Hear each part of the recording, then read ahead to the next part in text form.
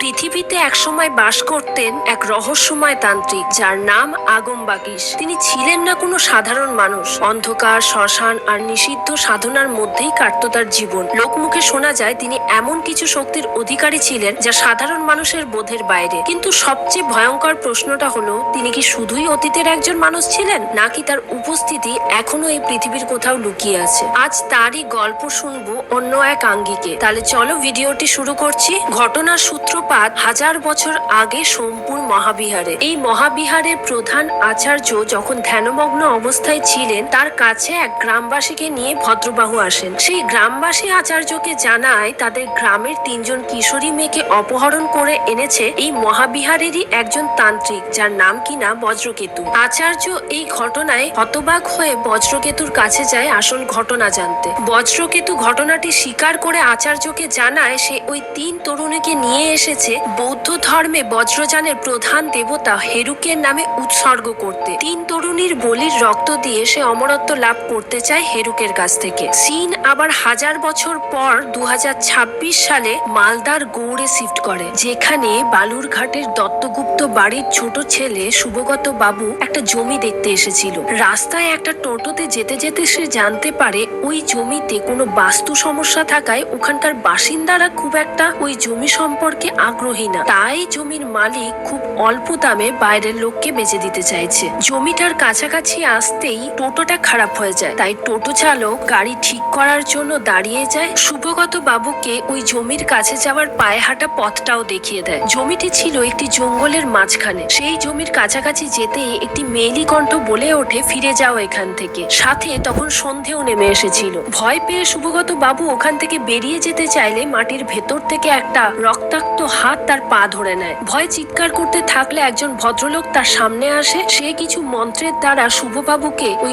অশুভ শক্তির হাত থেকে রক্ষা করে। সেখানে বেশ কিছু পুলিশও পৌঁছে যায়। ভদ্রলোক পুলিশকে জানান 4 বছর ধরে এক কিশোরীর আত্মা এখানে ঘুরে বেড়াচ্ছে। কিছু লোক রাতের বেলা এক কিশোরীকে তুলে এনে তার সাথে অপকর্ম করেছিল আর তাকে মেরে এখানেই পুঁতে দেয়। তাই সে এতদিন মুক্ত হতে পারছিল না। ভদ্রলোকের নির্দেশে পুলিশ তার কঙ্কালও বের করে ফেলে। তারপর পুলিশের হাতে একটা চিরকুট দিয়ে বলে, এই সেই মেয়েটির ঠিকানা আর তার ফোন নাম্বার, আপনারা তাড়াতাড়ি যোগাযোগ করুন তার বাড়ির লোকের সাথে। পুলিশ জানায় 4 বছর আগে সেরকম কোনো মিসিং ডায়েরি তো আমরা পাইনি। তাতে ভদ্রলোক জানায় এরকম কত মেয়ে বাংলায় মিসিং হয়ে যায়, তার খবরও কেউ রাখে না। শুভবাবু ভদ্রলোক পুলিশকে জানান তাড়াতাড়ি ওনাকে হসপিটালে নিয়ে যেতে। সেই সুযোগে শুভবাবু জানতে চান পুলিশের কাছ থেকে এই ভদ্রলোকটি কে, কি তার নাম। এখানে পুলিশ জানায় 10 বছর ধরে তিনি এই এলাকায় এসেছেন। তিনি কোথা থেকে এসেছেন কেউ তা জানে না। নিজেই নিজের নাম জানিয়েছেন কৃষ্ণানন্দ মৈত্র, কিন্তু এখানকার লোকাল বাসিন্দারা তাকে আগম বাগিশ বলেই জানেন।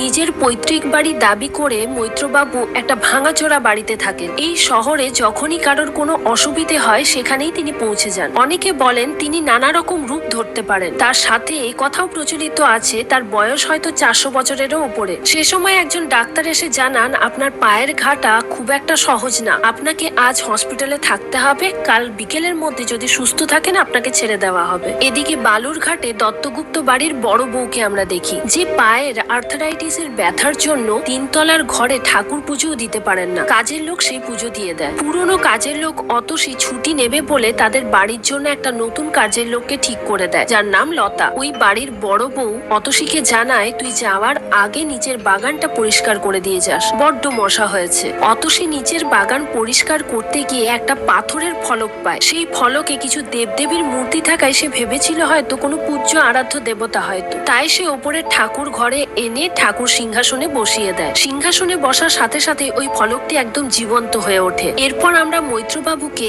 সাধনায় বসতে দেখি। সে সাধনার মধ্য থেকে দেখতে পায় বালুরঘাটে দত্তগুপ্ত বাড়ির সদস্যরা সব রক্তাক্ত অবস্থায় পড়ে রয়েছে, যেন কেউ নৃশংসভাবে তাদেরকে হত্যা করেছে। চোখ খোলার সাথে সাথেই সে তার মহাগুরু মহাস্তবীর অতীশ দীপঙ্করকে দেখতে। মহাস্তবীর আগম বাগিশকে জানায় 1000 বছরের পুরনো অভিশাপ মোচন হতে চলেছে, তুমি তৈরি থেকো। শুভবাবু পরের দিন সন্ধ্যেবেলা বাড়ি ফিরেই তার বৌদির কাছ থেকে জানতে চায় তার স্ত্রী রিমা এখন কোথায়। তার বৌদি জানায় বিকেল থেকে তো সে শপিং করতে বেরিয়েছে, হয়তো এখনই চলে আসবে। রিমা রিমাকে ফোন করলে জানতে পারে সে বাড়ির কাছাকাছি কোথাও আছে, খুব তাড়াতাড়ি ফিরে আসবে। এই সময় রিমাকে দেখি সে খুব ভয়ে হাঁটতে থাকে, কারণ তার পেছনে মনে হয় যেন কেউ লেগেছে। বাইরে বেল বাজলে শুভবাবু খুলে দেখে বাইরেই দাঁড়িয়ে আছেন আগমবাগিস। কোনো ভনিতা না করে আগমবাগিস জানায় কথা আছে, আমি কি ভেতরে আসতে পারি? এখানেই প্রথম এপিসোড শেষ হয়। সেকেন্ড এপিসোডের শুরুতে আমরা দেখি 20 বছর আগে টেনিয়া আর তার মাকে, যেখানে বাইরের কুকুরগুলো চিৎকার করছিল বলে টেনিয়া ভীষণ বিরক্ত হচ্ছিল। ওর মা জানায় রাস্তার কুকুর এভাবেই চিৎকার করে, তুই নিজের কাজ নিজে করে যা। তার মা ঘরের কাজ সারতে বাইরে বেরিয়ে আবার যখন ঘরে ফিরে দেখে টেনিয়া ওখানে নেই, সাথে তার বটিটাও গায়েব। কিছুক্ষণ পর টেনিয়াকে দেখি ওই বটিটা হাতে নিয়ে মাকে বলছে আর কোনোদিনও ওই কুকুরটা ডাকবে না। বটির গায়ে রক্ত লেগেছিল। কাহিনী প্রেজেন্টে বালুরঘাটে শিফট করে, যেখানে আগমবাগিস বাবু শুভবাবুর কাছ থেকে জানতে চায় বাড়ির কেউ কি এখন বাইরে আছে। শুভবাবু জানায় হ্যাঁ আমার স্ত্রী, ও কিছু বাজার করতে গেছে, এখনই এসে পড়বে। এই সময় আমরা স্ত্রীকে দেখি মাঝ রাস্তায় অন্ধকার গলিতে একটা পচা গলা মহিলার আত্মা দাঁড়িয়ে আছে। তা দেখে সে ভীষণ ভয় পেয়ে দৌড়তে গেলে তার সামনে শুভবাবু এসে দাঁড়ায়, সাথে ছিলেন আগমবাগিস। মৈত্রবাবু বলেন এখানে আর বেশিক্ষণ দাঁড়ানো ঠিক হবে না, আপনারা বাড়ি চলুন। বাড়ি ফিরে এসে রিমার অবস্থা খুব একটা ভালো ছিল না, তাই তাকে বিশ্রাম নিতে পাঠিয়ে দেওয়া হয়। কিন্তু মায়ের এই অবস্থা দেখে তাদের দুই মেয়ে অঙ্কিতা ও রিঙ্কু ভয় পেয়ে যায়। তাদের সামলানোর জন্য বাড়ির বড় মেয়ে তিতলি তাদের সবাইকে নিয়ে উপরে যায়। এই সুযোগে আগমবাগিস এসে জানায় আপনাদের বাড়ির ওপর আমি অশনি সংকেত দেখছি। তা শুনে বাড়ির বড় কর্তা ভীষণ রেগে যায় আর তাকে মানে করে দূর করে।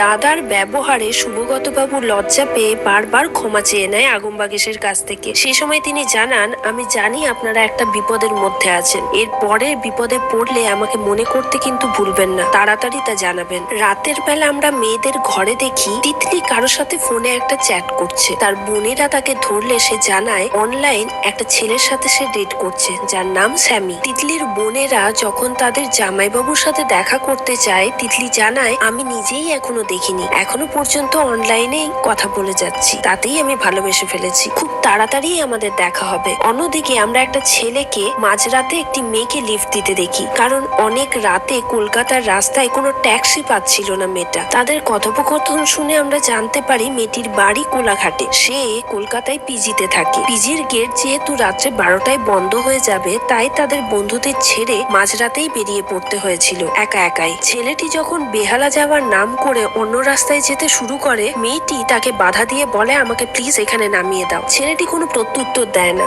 সে নিজে গাড়ি চালাতে থাকে চুপচাপ হয়ে। মেয়েটি অসহিষ্ণু হয়ে গাড়ি থেকে পালাতে গেলে তাকে আঘাত করে ছেলেটি। এরপরে ছেলেটি মোবাইল খুলে কোনো মেসেজের রিপ্লাই দিলে আমরা বুঝতে পারি ছেলেটি আর কেউ না, তিতলির বয়ফ্রেন্ড স্যামি। বাড়ি ফিরেই আগমবাগিস সাধনায় বসে নিজের মনশ্চক্ষে দেখতে পায় 1000 বছর আগে বজ্রকেতু কিভাবে জঙ্গল থেকে 3 জন কিশোরীকে কিডন্যাপ করে নিজের কাছে নিয়ে গিয়েছিল। সিন বর্তমানে ফিরে আসলে আমরা স্যামিকে দেখি তিতলির সাথে ফোনে কথা বলতে, যেখানে তিতলিকে সে বারবার জোর দিতে থাকে তার কিছু বোল্ড ফটো পাঠানোর জন্য। তিতলি প্রথমে অস্বীকার করে, কিন্তু সেই সময় তার মা পৌঁছে যাওয়ায় সে কিছুটা হকচকিয়ে যায়। তার মা পড়াশুনো না করার জন্য তাকে খুব বকাবকি করে। সামনেই তিতলির 12th এর এক্সাম, সে পড়াশুনো না করে সারাদিন ফোন নিয়ে পড়ে থাকে। তার নিজের মা কিছুতেই সহ্য করতে পারে না, তাই তাকে 2-4 কথা শুনিয়ে দেয় আর বলে এইভাবে পড়াশুনো করলে সে পরীক্ষাতে তো পাস করবেই না, পরবর্তীকালে যে কলকাতা পড়তে যাওয়ার স্বপ্ন আছে সেটাও পূরণ হবে না। মায়ের কথায় দুঃখ পেয়ে সে বাথরুমে গিয়ে কিছু বোল্ড ফটো তুলে স্যামিকে পাঠিয়ে দেয়। এদিকে স্যামি যে মেয়েটিকে তুলেছিল মাঝ রাস্তা থেকে গতকাল রাতে, সেই মেয়েটিকে পাঞ্জাবি কোনো লরিতে তুলে দেওয়ার কথা বলে। আসলে সে একটা হিউম্যান ট্রাফিকিং এর র্যাকেট চালায় তার 2 সাঙ্গপাঙ্গকে নিয়ে। তার পরবর্তী টার্গেট এরপর তিতলি হতে চলেছে। এখানেই সিরিজের সেকেন্ড এপিসোড শেষ হয়। থার্ড এপিসোডের শুরুতে আমরা দেখি টেনিয়া নামের ওই ছেলেটিকে 15 বছর আগে ওর বস্তিতে কমন টয়লেট একজন মহিলা স্নান করতে ঢুকলে গোপনে ক্যামেরা নিয়ে তার ভিডিও করতে থাকে। মহিলাটি কোনো ক্রমে তাকে দেখে নেয়। এবার তার পেছনে বস্তির কিছু লোক লেগে যায়, ওকে মারেও, কিন্তু ওর কোনো তাপ থাকে না। পরে ওই ভিডিওটি অন্য একটি ছেলের কাছে বেচে দেয় কিছু টাকার বিনিময়ে। এদিকে দত্তগুপ্ত বাড়ির বড় বউ কাজের দিদিকে দিয়ে বাড়ির পুজো করায়। সে পুজো করতে গিয়ে ওই পাথরের ফলক দেখে, সে কিছু না বুঝেই তাতে ফুল মিষ্টি বিনিময়। এদিকে দত্তগুপ্ত বাড়ির বড় বউ কাজের দিদিকে দিয়ে বাড়ির পুজো করায়। সে পুজো করতে গিয়ে ওই পাথরের ফলক দেখে, সে কিছু না বুঝেই তাতে ফুল মিষ্টি দিয়ে দেয়। ওই দিনই বিকেলের দিকে ওই বাড়ির বড় বউ হঠাৎ কান্নার আওয়াজ শুনতে পায়, ভাবে হয়তো তিতলি কাঁদছে। সে নিচের ঘর থেকে আওয়াজ পেয়ে কোনো ক্রমে হয়ে নিচে নেমে আসে আর্থারাইটিসের পায়ের ব্যথা নিয়ে। যখন সে মেয়েটির সামনে যায় দেখে তিতলি না, ওই পচা গলা দেহওয়ালা একটা মেয়ে। তাতে সে ভয় পেয়ে ওপরে উঠতে গেলে পা পিছলে পড়ে যায় আর পাটি তার ভেঙে যায়। সেই দিনই সে তার দেওরকে জানায় আগম বাগিশকে ডেকে পাঠাতে।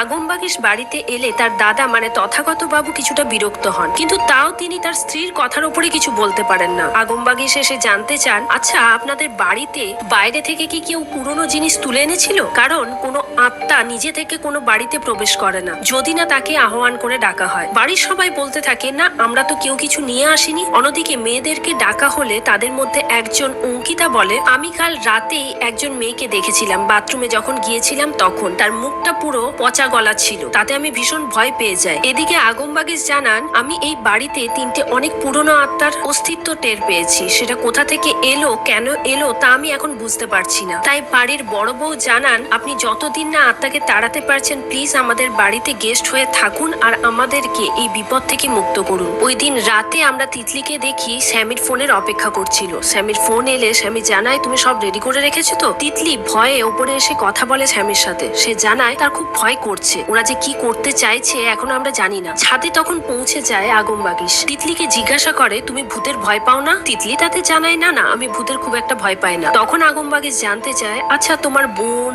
মা, কাকিমা যে এত ভূতের কথা বলছে তোমার কি মনে হয় এরা কি সত্যি ভূত দেখেছে? এতে তিতলি জানায়, এটা আসলেই শেয়ার সাইকোসিস, যার মানে বাড়ির কোনো একজন যদি কোনো বিষয়ে হ্যালুসিনেট করে থাকে, সেই কথা যদি বাড়ির সবাইকে জানায় তাহলে বাড়ির সবার মধ্যেও সেই ভয়, সেই চেতনা ছড়িয়ে পড়ে। তাই মনে হয় বাড়ির সবাই একই রকম জিনিস হ্যালুসিনেট করছে। যা শুনে আগম বাগিশ তার বুদ্ধির প্রশংসা করে আর জানতে চায় সে কি নিয়ে পড়াশোনা করবে। তিতলি জানায় সে সাইকোলজি নিয়ে পড়তে চায়, কারণ ভারতে এখনো পর্যন্ত মনোবিজ্ঞান নিয়ে খুব একটা চর্চা হয় না। আগম বাগিশ তাকে আশীর্বাদ দেয়। এরপরে তিতলি ফিরে এসে নিজের ব্যাগ গোছাতে শুরু করে। সে সময় তার বোনেরাও জেগে যায় আর জানতে চায় সে কোথায় যেতে চাইছে, ব্যাগ গুছিয়ে, জামা কাপড় গুছিয়ে। তাতে তিতলি একটা চমকে দেওয়ার ঘটনা বলে। সে বলে, আমি স্যামের সাথে পালিয়ে যেতে চাইছি। আসলে স্যামের ছেলেটা খুব ভালো হলেও সে অরফানেজে থেকে বড় হয়েছে, তাকে আমাদের বাড়ির কেউ মেনে নেবে না। আমি কিছুদিনের জন্য কলকাতা যাচ্ছি, ওকে বিয়ে করেই আবার ফিরে আসবো। তখন আমার বাড়িতে মা বাবা কিছুতেই অস্বীকার করতে পারবে না। আমি ওখানে গিয়ে সাইকোলজি নিয়ে পড়াশোনা করতে চাই। স্বামী আমাকে বলেছে সব করাবে। ওর বোনেরা রাজি থাকে না ওকে একা ছাড়তে, ওর বোনেরাও চায় ওর সাথে চলে যেতে। স্বামী নাকি তিতলির জন্য ট্রেনের টিকিটও কেটে রেখেছিল। তারপরে আর কি, এই তিতলি তার দুই বোনকে নিয়ে বাড়ি থেকে পালিয়ে যায়। পরের দিন সকালে রিমা এসে যখন মেয়েদের ঘরে দেখে একজনও মেয়ে নেই। এদিকে সকালে ওদের বাড়িতে কাজের মেয়ে যখন পুজো করছিল, ঘন্টার